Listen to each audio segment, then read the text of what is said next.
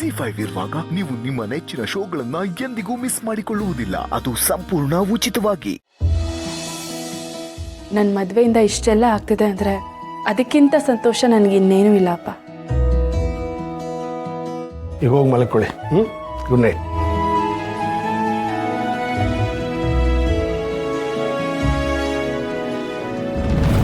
ಅಕ್ಕ, ನೀನ್ ನಿಜವಾಗ್ಲೂ ಈ ಮದ್ವೆಗೆ ಎಷ್ಟು ಖುಷಿಯಾಗಿದ್ಯಾ? ನಿಂಗೆ ಮದ್ವೆ ಆಗ್ತಿರೋ ಹುಡ್ಗ ಯಾರು ಅಂತ ಗೊತ್ತು ತಾನೆ? ಗೊತ್ತಿಲ್ಲದೆ ಯಾರಾದರೂ ಮದುವೆ ಆಗ್ತಾರ ಪಿಂಕಿ? ಮತ್ತೆ ಸುಬ್ಬುನೇ ನನ್ನ ಜೀವದ ಗೆಳೆಯ, ನನ್ನ ಆಧಾರ, ನನ್ನ ಸರ್ದಾರ. ಅವ್ನು ನನ್ನ ಕುತ್ತಿಗೆಗೆ ತಾಳಿ ಕಟ್ಟೋ ದಿನ ಎಷ್ಟು ಬೇಗ ಬರುತ್ತೆ ಅಂತ ನಾನು ಕಾಯ್ತಾ ಇದ್ದೀನಿ.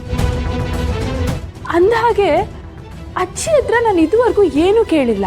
ಅಪ್ಪನೂ ಅದೇ ಹೇಳಿದ್ರು, ಅಜ್ಜಿ ಹತ್ರ ನೀನೇನಾದರೂ ಕೇಳಿದ್ರೆ ಅವ್ರು ಖಂಡಿತ ನಡೆಸ್ಕೊಡ್ತಾರೆ ಅಂತ. ಅಜ್ಜಿ ಹತ್ರ ನಾನು ಏನು ಕೇಳಲಿ, ಹೇಗೆ ಕೇಳಲಿ? ನಾನು ಇದ್ರ ಬಗ್ಗೆ ಯೋಚನೆ ಮಾಡಬೇಕು. ಸರಿ, ಲೇಟ್ ಆಗ್ತಿದೆ, ನೀನು ಹೋಗಿ ಮಲ್ಕೋ. ನಾನು ಮಲ್ಕೋತೀನಿ. ಹಾಗಿದ್ರೆ ನಿನ್ ಮದ್ವೆಗೆ ಅಜ್ಜಿ ಸಪೋರ್ಟ್ ತಗೋತಿದ್ಯಾ? ಅಜ್ಜಿ ಪ್ರೀತಿ, ಅಜ್ಜಿ ಸಪೋರ್ಟ್ ಇಲ್ಲದೆ ಏನಾದರೂ ನಡೆಯೋಕ್ಕೆ ಸಾಧ್ಯನಾ?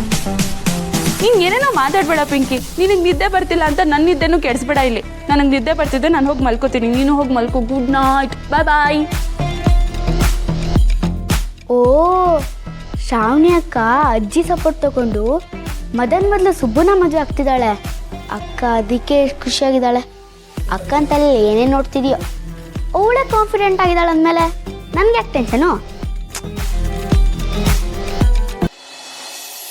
ಅವನು ನಿನ್ನನ್ನು ಎತ್ಕೊಂಡು ಸುಲಭವಾಗಿ ಮೆಟ್ಟ ಹತ್ತುತ್ತಾನೆ ಅಂತಂದರೆ ಅವನ ಮನಸ್ಸಲ್ಲಿ ನಿನ್ನ ಬಗ್ಗೆ ನಿಜವಾದ ಪ್ರೀತಿ ಇದೆ ಅಂತ ಅರ್ಥ. ಹೌದಾ ಅಜ್ಜಿ? ಸರಿ, ನಾನು ವೀರಿಗೂ ಹೇಳ್ಬಿಡ್ತೀನಿ. ನಾನು ನೀನು ಸುಮ್ಮನೆ 3 ಜನನೂ ಹೋಗೋಣ.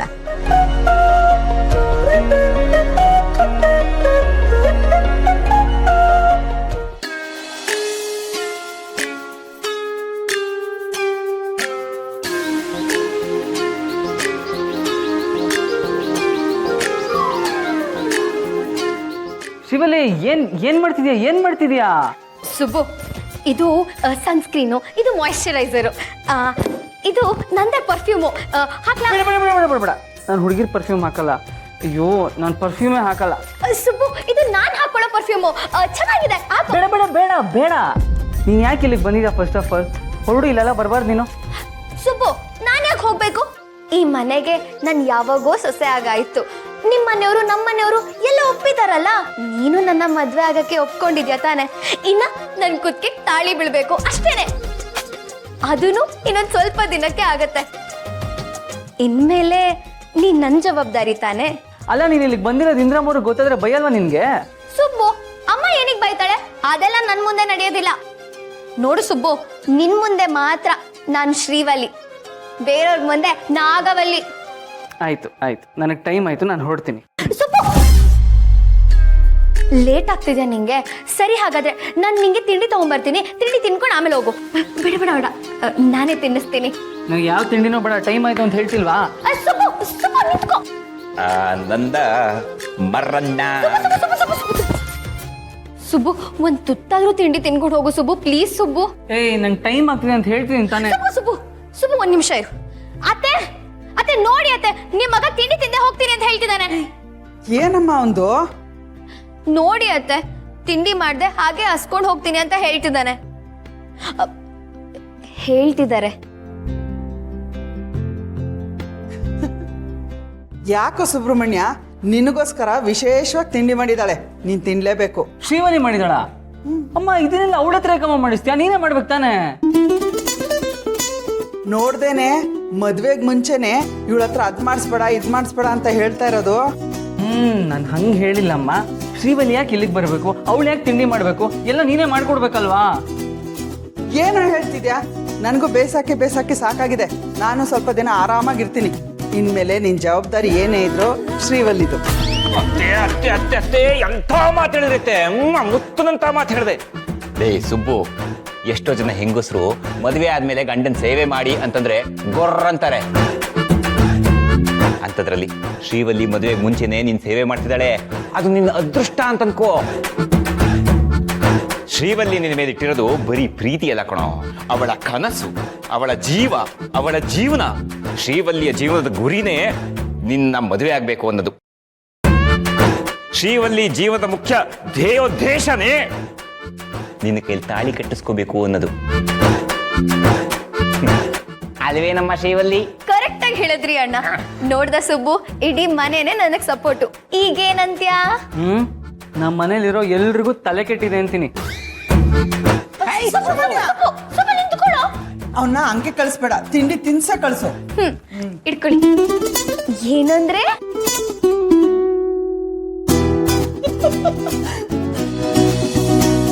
ಸುರೇಂದ್ರ, ವೆಡ್ಡಿಂಗ್ ಕಾರ್ಡ್ಸ್ ಬಂತೇನೋ? ನಾಳೆ ನಡೆದ್ರಲ್ಲಿ ಕೊಡ್ಬೋದಣ್ಣ. ವೆಡ್ಡಿಂಗ್ ಕಾರ್ಡ್ಸ್ ಬಂದ ತಕ್ಷಣ ಯಾರ್ಯಾರನ್ನ ಹೋಗಿ ಕರಿಬೇಕು ಅಂತ ಒಂದು ಲಿಸ್ಟ್ ಮಾಡು. ನಾನೇ ಪರ್ಸನಲಾಗಿ ಹೋಗಿ ಕರೆದು ಬರ್ತೀನಿ. ಆಮೇಲೆ ಪದ್ಮನಾಭ ಅವ್ರ ಮನೇನ ಆ ಲಿಸ್ಟಲ್ಲಿ ಸೇರಿಸು. ಸರಿ ಅಣ್ಣ. ಬರೀ ಸೇರ್ಸೋದು ಮಾತ್ರ ಅಲ್ಲ, ಆ ಲಿಸ್ಟಲ್ಲಿ ಮೊದಲು ಹೆಸರು ಅವ್ರದೇ ಬರಿ. ಅವರು ನಮ್ಮ ಮನೆಯವರು ಇದ್ದ ಹಾಗೆ ನನ್ನ ಗ್ರೌಂಡ್ ಲೆವೆಲಿಂದ ನೋಡಿದ್ದಾರೆ. ದೊಡ್ಡ ಯಜಮಾನರು ಬದುಕಿದ್ದಿದ್ರೆ ಅವ್ರಿಗೆ ಅದೇ ಮಾನ್ಯತೆ ಕೊಟ್ಟಿರೋರು. ನಾನೇ ಮನೆಗೆ ಹೋಗಿ ಕರೆದು ಬರ್ತೀನಿ. ಸರಿ ಅಣ್ಣ, ಹಾಗೆ ಆಗಲಿ. ಅರೆ, ಸುಬ್ಬನೇ ಬಂದ. ಸುಬ್ಬು, ನಿಂಗೆ 100 ವರ್ಷ ಆಯಸ್. 100 ವರ್ಷನ ಯಜಮಾನ್ರೆ, ಯಾಕೆ ನೆನಪು ಮಾಡ್ಕೋತಾ ಇದ್ರಿ?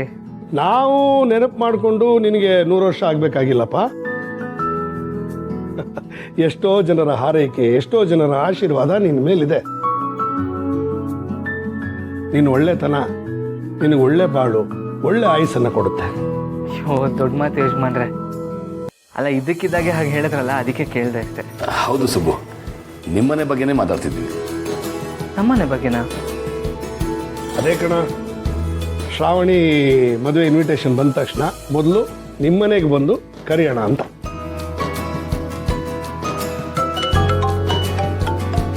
ಅರೆ, CM ಫೋನ್ ಮಾಡ್ತಿದ್ದಾರೆ, ಒಂದು ನಿಮಿಷ ಬರ್ತೀನಿ. ಮಾತಾಡ.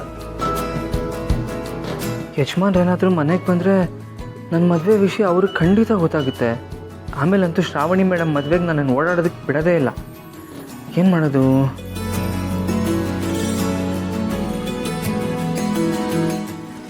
ಕಾಫಿ ತಗೊಳ್ಳಿ. ಬಾವಾ, CM ಕಾಲ್ ಮಾಡಿದ್ದಾರೆ. ಇಲ್ಲಿ ಕೊಡು, ಆಮೇಲೆ ಕುಡಿತಾನೆ. ಸುಬ್ಬು, ನೀನ್ ಕಾಫಿ ತಗೋ. ಪರವಾಗಿಲ್ಲ. ಅಂದ್ಹಾಗೆ ನಿಮ್ಗೊಂದು ವಿಷಯ ಹೇಳಬೇಕಾಗಿತ್ತು. ಹೇಳು ಸುಬ್ಬು, ಅಣ್ಣನು ಬರ್ಬೇಕಾ? ಇಲ್ಲ, ಹಾಗೇನಿಲ್ಲ, ಎಲ್ಲರ ಹತ್ರನೂ ಹೇಳ್ತೀನಿ. ವರಲಕ್ಷ್ಮಿ ಮದುವೆ ಫಿಕ್ಸ್ ಆಯಿತು. ಅಪ್ಪನೇ ಇಲ್ಲಿ ಬಂದು ಹೇಳ್ಬೇಕಂತ ಅನ್ಕೊಂಡಿದ್ದಾರೆ, ಆದರೆ ಡೇಟ್ ಇನ್ನೂ ಫಿಕ್ಸ್ ಆಗಿಲ್ಲ. ಅದಕ್ಕೆ ಡೇಟ್ ಫಿಕ್ಸ್ ಆಗಿ ಇನ್ವಿಟೇಷನ್ ಕಾರ್ಡ್ ಎಲ್ಲ ಪ್ರಿಂಟ್ ಆದಮೇಲೆ ಅಪ್ಪನೇ ತೊಗೊಂಡು ಅವರೇ ಇನ್ವಿಟೇಷನ್ ಸಮೇತ ಬಂದು ಹೇಳ್ತಾರಂತೆ. ತುಂಬ ಒಳ್ಳೆ ಖುಷಿ ವಿಷಯ ಹೇಳಿದೆ ಸುಬ್ಬು. ನಿಮ್ಮ ಎಲ್ಲೂ ಮದುವೆ, ನಮ್ಮ ಎಲ್ಲೂ ಮದುವೆ. ಅಣ್ಣ ಕೇಳಿದ್ರೆ ತುಂಬ ಖುಷಿ ಪಡ್ತಾನೆ. ZEE5 ಆಪ್ ಡೌನ್ಲೋಡ್ ಮಾಡಿ ಎಲ್ಲಾ ಸಂಚಿಕೆಗಳನ್ನು ಸಂಪೂರ್ಣ ಉಚಿತವಾಗಿ ನೋಡಿ.